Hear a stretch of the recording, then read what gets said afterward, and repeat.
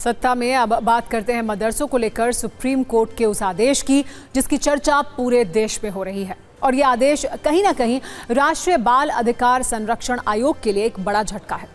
आपको सिर्फ 7 पॉइंट्स में पूरा कलेश समझाते हैं, जिसमें एनसीपीसीआर की सिफारिश भी है, सुप्रीम कोर्ट का आदेश भी है और केंद्र सरकार का रुख भी है।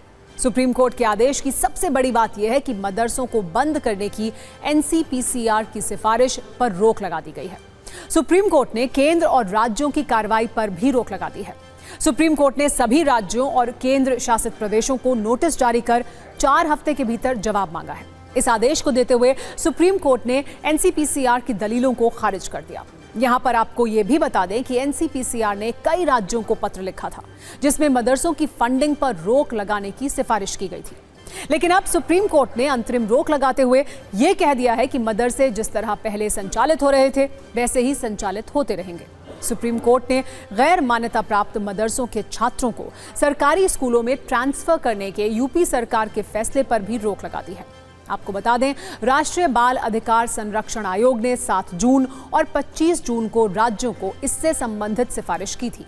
केंद्र ने इसका समर्थन करते हुए राज्यों से इस पर एक्शन लेने को कहा था। आज सुप्रीम कोर्ट के chief justice DY Chandrachud, justice JB Pardiwala और जस्टिस मनोज मिश्रा की बेंच ने यह फैसला दिया है। जमीयत उलेमाए हिंद की याचिका पर सुनवाई के दौरान बेंच ने कहा कि ये रोक अंतरिम है। जब तक मामले पर फैसला नहीं आ जाता तब तक राज्य मदरसों पर कोई कार्रवाई नहीं कर सकेंगे। सुप्रीम कोर्ट के इस आदेश के बाद अब सियासी कलेश भी शुरू हो चुका है।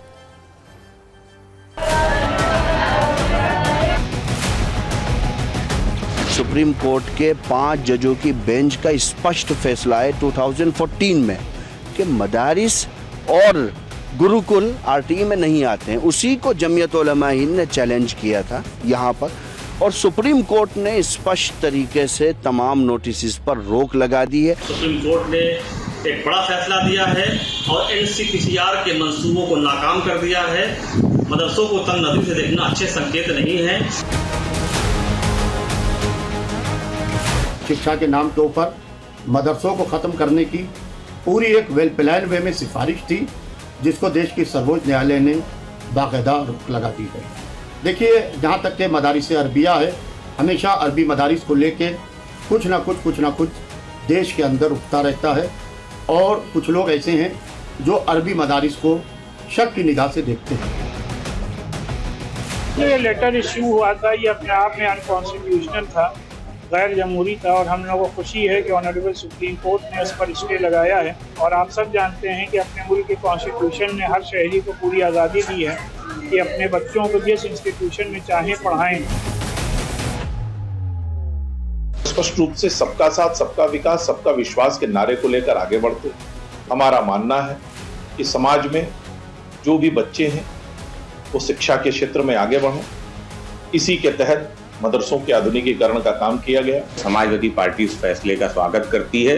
इसके साथ साथ माननीय सुप्रीम कोर्ट ने उत्तर प्रदेश में जो मदरसे के बच्चों को दूसरे संस्थानों में ट्रांसफर करने की बात थी, उस पर भी रोक लगाई है। तो समाजवादी पार्टी समझती कि भारतीय जनता पार्टी को नफरत और बंटवारे का रास्ता छोड़ना चाहिए। देश की अदालत का फैसला है, समाजवादी पार्टी उसका स्वागत करती है।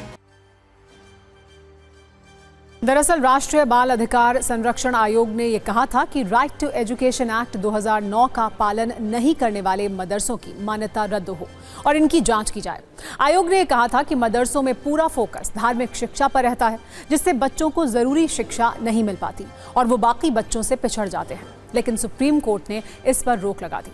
अब इस खबर पर आगे भी जो अपडेट आएगा आपको हम जरूर देंगे।